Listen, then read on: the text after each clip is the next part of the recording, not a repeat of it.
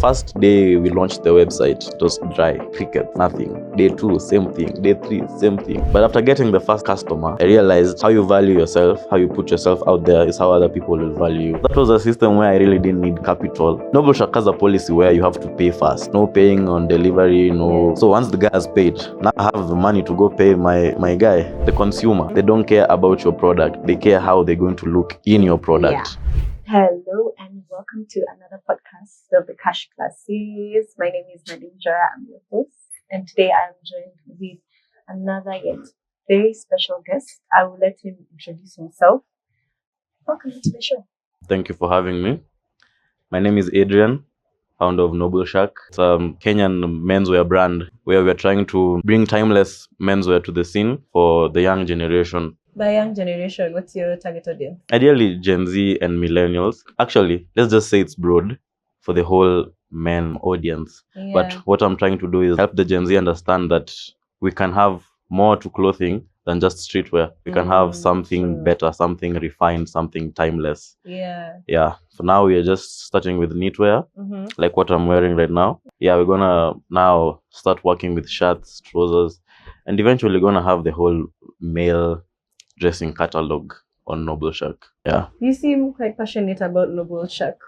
Could you tell me the genesis of it kindly? Noble Shack actually started because of two guys, my friends. Okay. I used to wear knitwear. I love knitwear.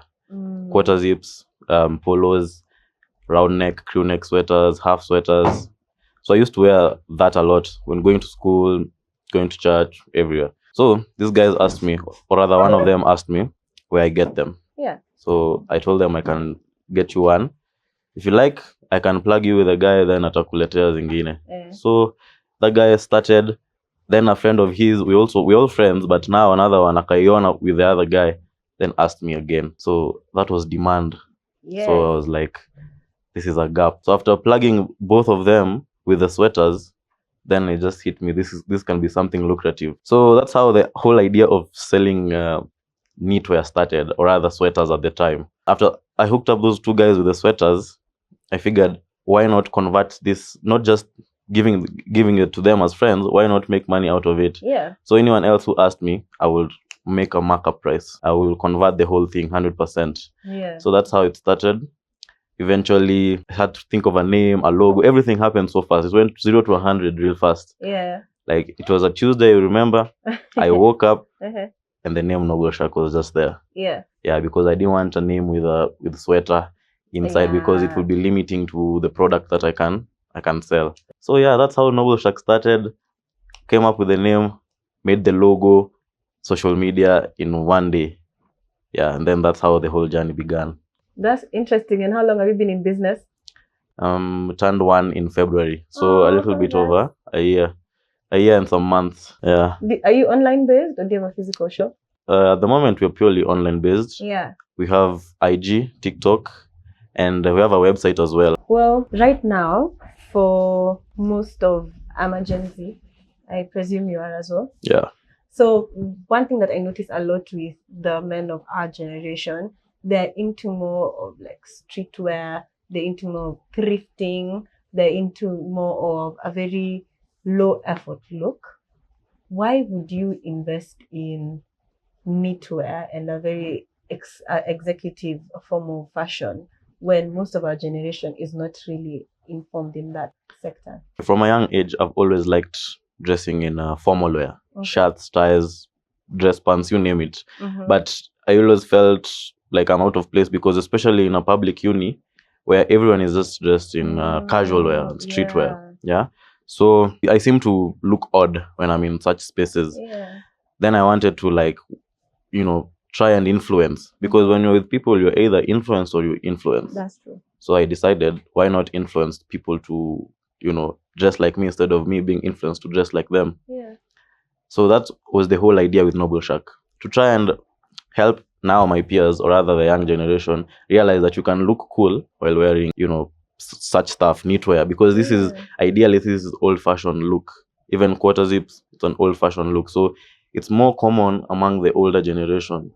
Yeah. But with young guys, now is when it's coming up. Yeah. Now we are riding the wave of people transcending from streetwear to a more formal look, a more put together look. Yes. Yeah, not throwing shade to streetwear. No, not Streetwear is at all. cool. Very It cool. has its own place. Yeah. But if, for example, right now we are in uni, Yes, we are. you're going to school, study about law, you can't be dressed in streetwear. You have to look the part. You're going to study about banking or investment banking, all that. You have to look the part. Yeah. So that was the whole idea of me trying to bring in Noble Shark as a way to create a shift in dressing. Well, from the conversation that we're having so far, I can tell you're very confident in yourself and in your craft as well. Were you always like this, or is this something that you came about?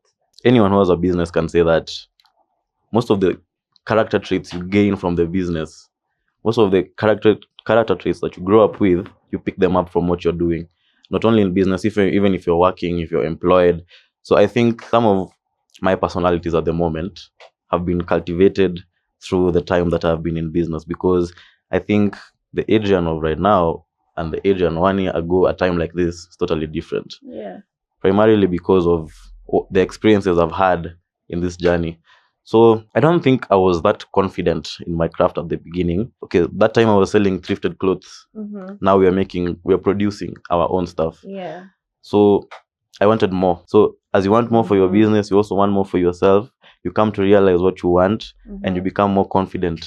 That's interesting. So is your product made in Kenya? Yeah, one thing we pride ourselves is that Noble Shark is purely made in Kenya. We don't source stuff from abroad. We don't,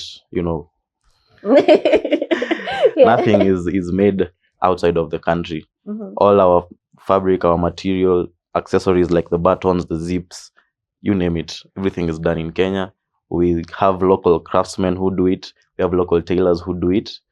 Yeah, and that's one of the selling points, because I believe we have a lot of untapped craftsmanship in Kenya. Yes. So as opposed to importing, stuff and fabric maybe from China, which is the largest, where we're getting a lot of fabric, I was like, let me do made in Kenya. The whole journey of wanting to be made in Kenya, it was really hectic.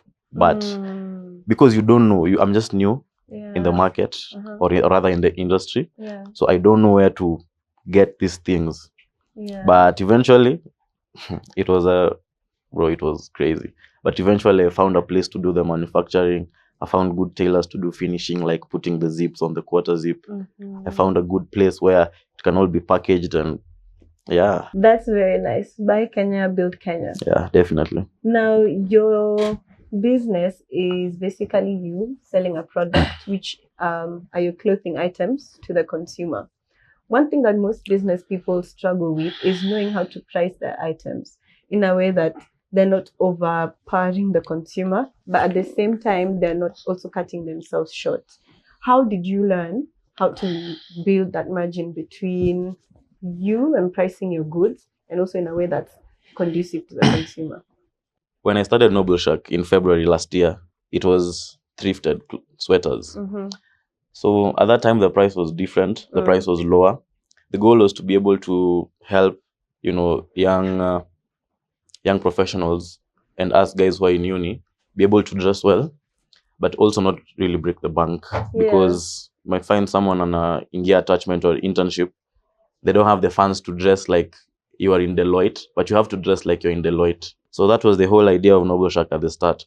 So our prices were really fair for, a student. Yeah. But then when we started now producing our own clothing, the prices had to change, because also the audience had to change. Okay.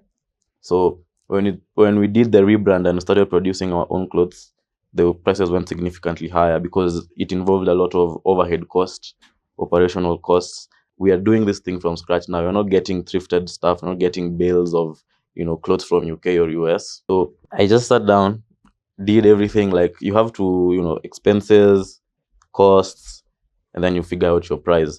And then also another thing is, I kept second guessing myself. Will this thing be too expensive for someone? Yeah. Because the first day we launched the website, it was dry, crickets, nothing. Day 2, same thing. Day 3, same thing. So I kept asking myself, did I shortchange myself? Is this price too expensive for people to buy? Yeah. But after getting the first customer through the website, or rather through social media, I realized how you value yourself, how you put yourself out there is how other people will value you. If this phone, go and sell it at 15,000, that's the value you've put on it. Yeah. But also this phone, you can still sell it at 100,000 because that's the value that you've put on it. So the consumer, rather the customer, will decide whether or not to buy this product based on how you valued it. So I just told myself, the person who, if you really want this product, you're gonna buy it and you're gonna pay the price that's on there. Yeah. Yeah. So that's how I came about the whole valuing the product and putting the price, because there was a lot of factors you had to consider. Well, that's very interesting to hear on how you positioned yourself in the market and believed in yourself. I'm also getting from you that you had a slight case of imposter syndrome, isn't it? Yeah. How did you manage to go through that? How did you manage to get out of that bubble? And what would you advise somebody who is currently struggling with imposter syndrome for their business? You tend to ask yourself whether you're taking all the right steps. You tend to ask yourself whether you're doing all the right things. Like, you think there's a textbook or there's a syllabus, but there really isn't one. Yeah. So I think for me, I've just winged it. I have a vision, I have a plan. This is what I want to do. For me, the end justifies the means. So I just tell myself, you just do what you got to do to get that thing out there. You know, if you feel like you're not meeting the standards, trust me, you are. And most of the time, people don't even care. Yeah. You know, if I bring this sweater to you, I'm selling it to you. Most people don't want to know how, the journey that was there to get this product. Yeah. They just want to know, how does it look on me? Does it look nice? Okay, let me buy it. So when you have the imposter syndrome, it means you're too much in your head. You're overthinking it, as opposed to just do it. Like Nike, just do it. Yeah. Just do it. No matter all the second guessing that you're facing to yourself, or rather maybe the outside pressure, man, just do it. Block it out. That's what I'd say. Because for me, it's just some things just come naturally. You just wake up, you're like, this is what was on my to-do list. I'm not gonna overthink it. I'll just do it. Eventually, it works out in the end. Or rather, we are getting there. You're getting working there. out. Yeah. At least you know where you began. To build a business takes a lot. Takes courage, strength, resilience. Yeah. But most importantly, it takes also a very present and able support system. Who or what has been your support system during this journey as you launched Noble Shack? I think for me, my friends were really supportive at the start. Also, when I was doing the rebrand, I have a friend of mine, one of my closest friends is called Levi. He was really supportive because we did almost everything together. We made the website together. We were shooting content together. Even some of the work that we've done for marketing, we've done it together. Also financially, some friends, you're like, you don't know where you're going to get some money to do something that's business related. So a friend chips in, is like, let me help you with that. Later, you're good for it. You're going to pay it back. So yeah, I will say my friends really played a big role in helping me with the start of Noble Shack. Also sharing with people, helping create traction on social media. That's amazing. Shout out to your friends. Well, seeing that this is a clothing brand mainly designed for men of our generation and even the ones older, some of them don't know how best to style these fits or how to rock them. I mean, I can get my brother a quarter zip right now and he'll be like, okay, I'll just wear it when I feel cold. I'm like, no, there's a way you can style it, or there's a way you can handle this fashion. What's like the entry point to learning how to dress exclusively? For most people with clothing brands, or rather who run clothing businesses, they try to do like styling videos on social media. Yeah. So when I started back then, when I was selling the thrift, I tried to do some of those. At that point, it was so, as I said, I really just winged everything. I was just winging it. Yeah. So I wasn't big on social media, or rather on putting myself out there on social media for my business. So I used to do these faceless videos where I do something like a get ready with me, or I'm showing how to style this outfit, but my face is not in the video. Yeah. So you're gonna see the whole fit, but not me. So I used to do with the quarter zips, had half sweaters at the time as well. Also with the shirts, had suspenders. I mean, at that time, the whole catalog was there because, I'm just thrifting them. Exactly. So I used to do that at that time.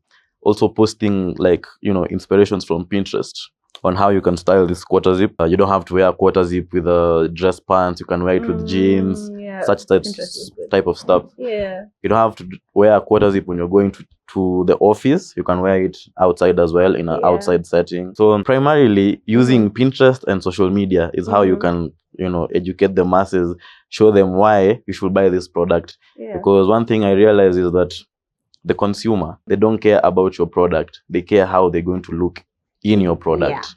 So once I figure that out, you can't just come, I take a photo of the quarter zip, I put it there on Instagram, and then I expect people to buy it.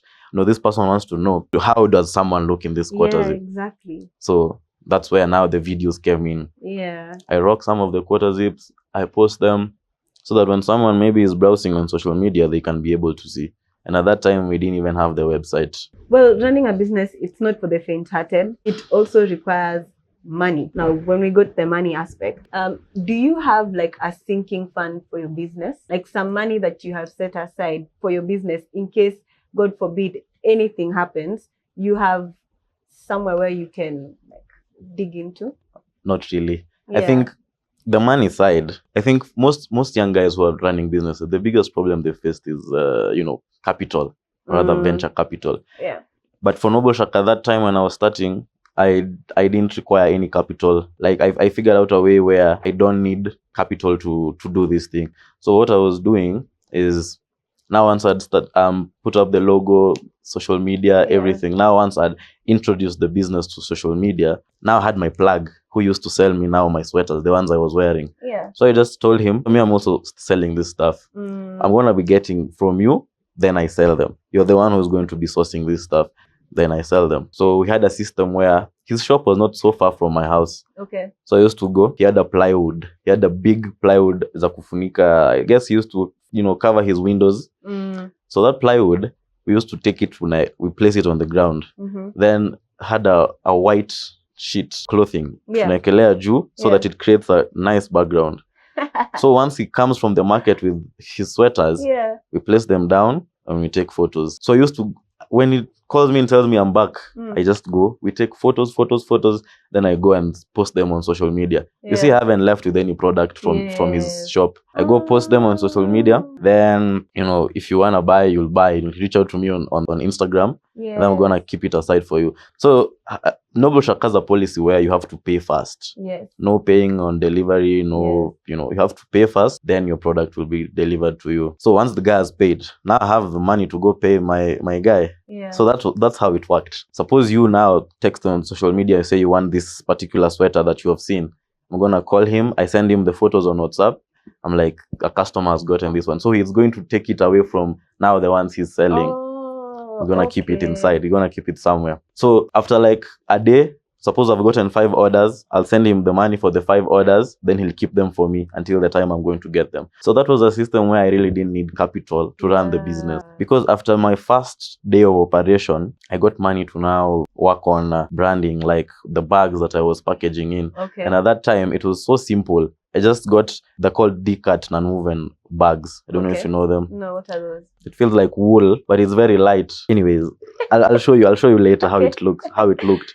But the D-cut non-woven is what I started with. So I just went to town, Buko River Road, Buko Chini. I got a cheap place, and then I was able to get somewhere I can have Noble Shark, the logo now printed on it. So that was the first expense, just the packaging. And that it was just that one bag, nothing more, nothing. Oh, there was a card as well. There was a thank you card. So first day of operation, I was able to get money to do that. So after that, I didn't need any capital. So that was how I was able to raise now money to do the rebrand and start now producing the sweaters. So at that time, all the money I was getting, it was like subsistence. It was a subsistence business. Yani I was living off Noble Shark. But then when I had the desire to want to do more and be able to produce, I had now to keep away some money for the future, now for the production.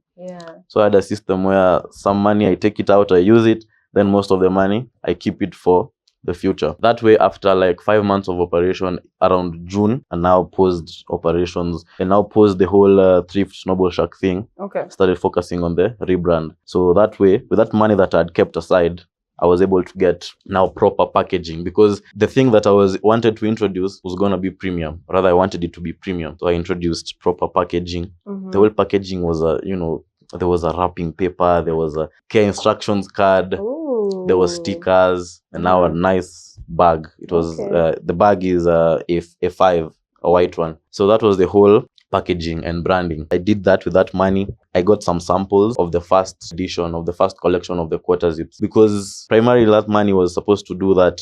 I got the samples, I got the packaging, basically the ground up operations, you know, because now getting to where I needed to find a factory to produce this clothing, I had to travel as well. So ideally, the money that I'd set aside, it was, you know, doing all the day-to-day operations in trying to rebrand Noble Shack to what it is today. But then the money ended. So when the money ended, all I had accomplished is getting a proper design of the quarter zip. That was the first collection. Getting the packaging. We had done the website by then. So everything was ready, just the product. That's the product is the only thing that was left. So at that point now is when I was like, okay, now I've done everything. Now what next? The mistake I did was I paused the other thrifting thing. If I had continued, I think I would have had more cash flow. I would have been able to get something done. But now I was stuck. So everything is ready. Samples are ready. Website is ready. Social media have been rolling out some pre-launch campaign, some videos, you know, telling the people about the brand that's to come. But now I don't have the product. And I mentioned my friend Levi. The date that we had set for launching the website had like 3 weeks to that date, or rather, 2 to 3 weeks, and I had no product. So at that point is when I was like, now let me just wing it, as I'm always saying. So I woke up, went to the factory. The factory is not even in Nairobi, it's in Eldoret, so had to travel. Went to the factory, I met the designer and the sales guy, and I told them, my thing is ready, but I don't have money to pay you for these sweaters. So with the whole team, when you wanatengeneza the Noble Shack sweaters there, they decided, let's just do it fast. Let me let's front you the service of the whole production. Then once we roll out our first collection, we can now pay them. Yeah. So the whole team started making the sweaters, and in 2 weeks, the sweaters were ready by the time I was launching. But now another thing was the zips. The zips were I've just remembered now, these are some of the things that were giving me headache at that point. Yes. Now I don't have money. I don't have zips, but the sweaters are being made. Yeah. The sweaters that were, the zips that were available at the time were plastic zips. But you know, plastic zips don't really give a premium feel. And I really wanted it to be premium. So for me, the vision was metallic zips. Yeah. Either silver or gold. Yeah. Or both. Remember, I don't have money. So, man, I looked for those zips. So I told these guys in Eldoret, you finish the sweaters, bring them, even without the zips. By that time, I would have found zips and I would have found a nice tailor to do the finishing. So the guys finished the sweaters 2 weeks at the time that we had set, at the lead time that we had set. Yeah. They were ready, but there were no zips. So I launched the website. Hey, man, I thought when I launched, now people will be flooding in, buying, man. It was dry. It was so dry. So day one, no orders. You know, the worst thing is now people are, hey, how's it going, man? You launched yesterday. Man, right now you're in the money's nini. I'm just there thinking, it's been 2 days, no sale. So yeah, at least it bought me some time to now work on the zips and the finishing. So day 3, the first order came in. This guy is my friend. So he made the first order. After he made an order, another guy made an order. And then another guy. So there were 3 orders on the same day. But remember, zips. Oh, zips. So I had found the zips, but I had not put them on the sweaters. And I also had this there's what's it called? It's called a neck tag, rather label that's put in clothing. So I had mine branded Noble Shack, but haikuwa imewekwa bado because the sweaters, they just made them and brought them to me. So now I have zips and the neck tags hazijawekwa. That day was so hectic because now I've assured these guys, yeah, umeorder leo unapata. So I took my sweaters and I went to a tailor that a friend referred somewhere in Mamlaka. Mamlaka is a klabu. For those who know klabu. So I found the tailor, a nice lady, and I told her, man, I need these things as quick as possible. But start with these 3. Hizi ndo zimekuwa ordered. So the lady did them for me. And they turned out okay. She did a proper job with the finishing. Yeah. The zips were nice. The neck tag was nice. I packaged the sweaters with the new packaging. That was the first time now I'd used the packaging. Okay. And I sent them to the customers. And that was the best feeling ever. Like, now when I'm seated, I've dispatched all 3 of them. I'm like, damn, this feels nice. Yeah. So let me just say it was God's favor, because honestly, sometimes in business, luck plays a role, or rather, your faith plays a role. Let me not call it luck. Your faith plays a role. Yeah. Because when you're at the edge, or rather when you're backed against the wall, you either break it down or something breaks down the wall. So I guess that day God just broke down the wall for me, because I really can't explain how it happened. Yeah. So I'll just say that was God's doing. Yeah. So at that point, money, we were talking about money, remember? Yes. The money is still, it's not flowing. I've just had 3 orders, and I don't have a sync fund as you've talked about. So from that point, I just had to work on, marketing and putting Noble Shack out there so that I can get, sales, because I had worked on the majority of the cost. That was the packaging, that was the production of the sweaters, that was the, branding and all that, finishing. But now we just had to drive sales. So after the first collection of quarter zips, luckily, thank God, there was a trend last year for quarter zips around November. So people are like, hey, what's this Noble Shack? And then there's also quarter zips are trending all over the world. It was worldwide, actually. Worldwide, yeah. So man, I rode that wave. I rode it proper. I milked everything out of that trend. By the time it was wearing out around November, we had gotten so many sales of quarter zip, especially the black ones. They ended. And since at that point when I was doing production, I couldn't get a bulk order of like maybe 200 pieces. I had to start small. Yeah. Like 50 to 100 pieces. So I had to space out. You have to figure out how you're going to space out these pieces. You're going to have medium, large, small, XL. You're going to have black, navy blue, white. Oh, at that time we didn't have white. It was black and navy blue. Okay. So everything ended. The black quarter zips kwanza ziliisha zote. Yeah. So at that point, I was able now to pay for the first collection of them. And there were things I was doing as well on the side apart from Noble Shack. That way I was able to raise some money for now the second collection, which was the white quarter zip. Actually, the cardigans.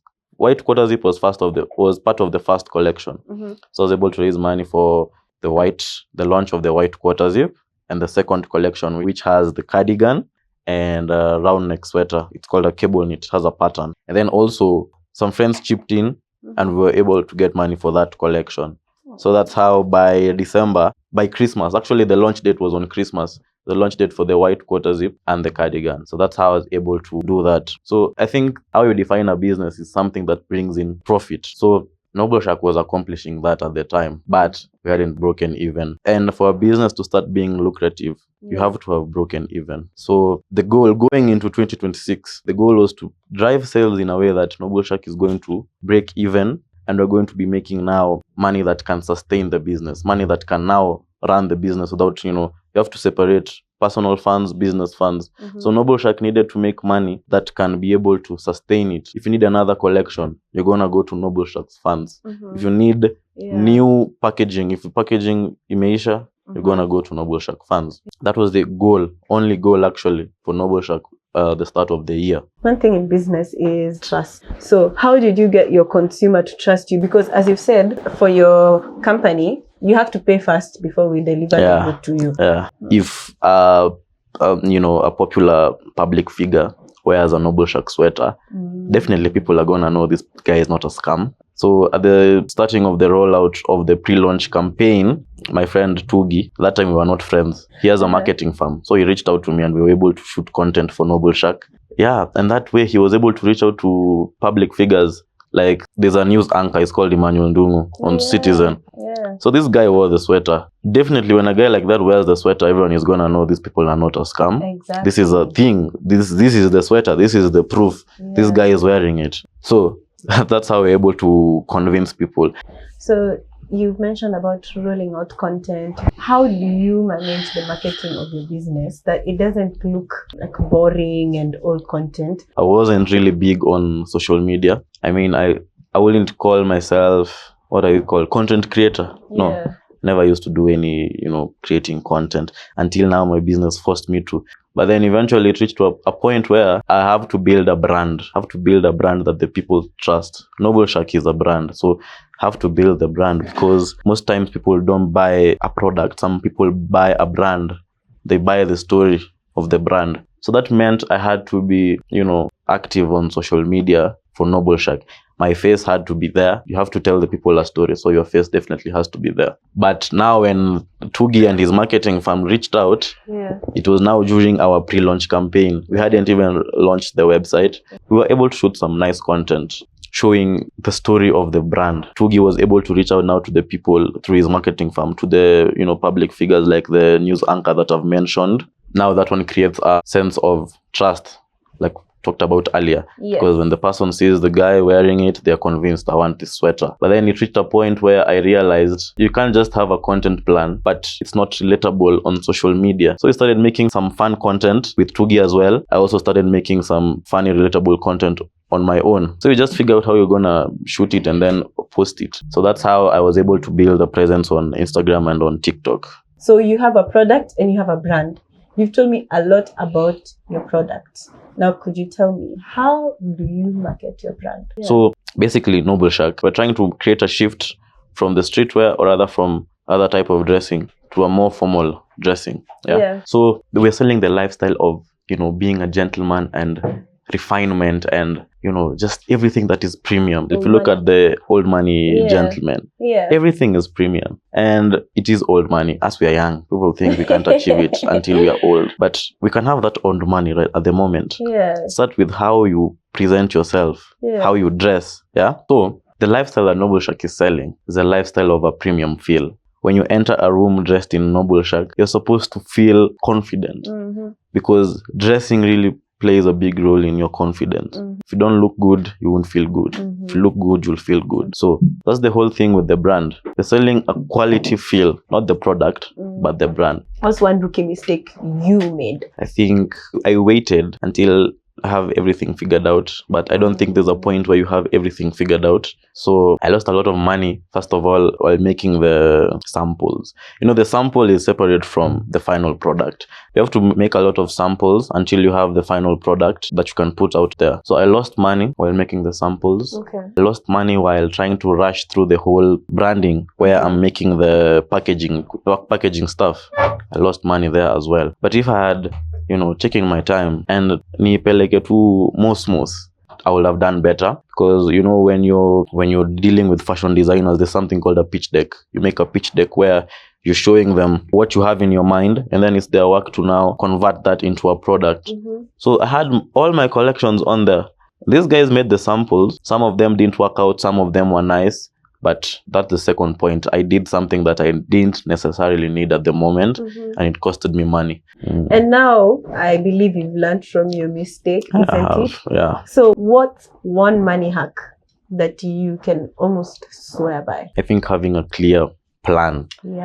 When you have costs, you have expenses, you need to have a plan, and you need to be in touch with the ground. Rather, unafaa usikize ground ujue how much everything costs, and write them down and make sure you have verified these facts that you're getting, all the costs and everything. What's one question that you'd like me to ask the next guest? One question I will ask the next guest is, how do they handle losses? How did they handle losses when starting? How do they continue handling losses even at the moment? That's a very good question. Can I ask you that question? How I handle losses? Yeah, how do you handle losses in your business? Because that's something that has to happen. Losses? Yeah. And you just wing it, as I've been saying the whole just time. Wing it. So if you go through a loss, losses can be in different, wavelengths. You can have a massive loss. You can have a small loss.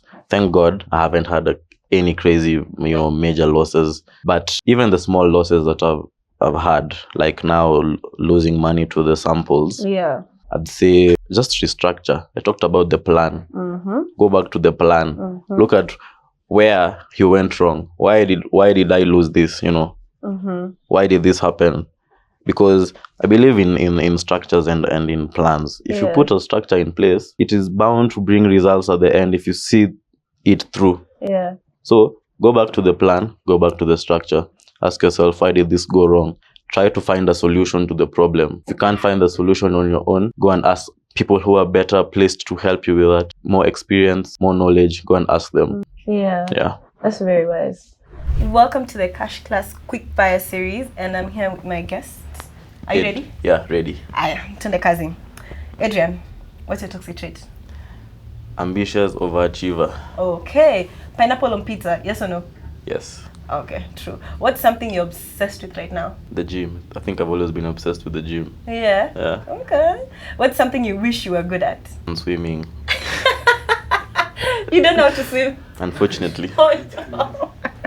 So how do you go in the Nairobi floods? One time. What's something you didn't expect when you started your business? Support from friends. Shout out to your friends. They seem like really nice people. What's the hardest lesson you learned when you started your business? Hey, closed mouths don't get fed. You have to put yourself out there. True. Yeah. If I gave you $10 million right now, what would you do with it? Kwanza I will invest in the bicycle for a triathlon. I'll get myself a coach for swimming. Yeah. I'll get Adi Zeros. You know what Adi Zeros are? Yes. The running shoes. Yes. Yeah, then I will now do things with my business. Perfect. That's it for Quickfire. Oh, that's been lovely. I've really enjoyed our conversation. Same. I enjoyed being here. Yeah. And I enjoyed talking about my journey. Yeah, you're a lovely guest. Thank you. Where can people find you? On Instagram is Nobleshark. TikTok Nobleshark as well. Even on Google, if you search Nobleshark, you're gonna get the website. Yeah. Definitely. Yeah. Okay. This has been amazing. Thank you for the conversation. Thank you for your time. Thank you for having me. I enjoyed as well.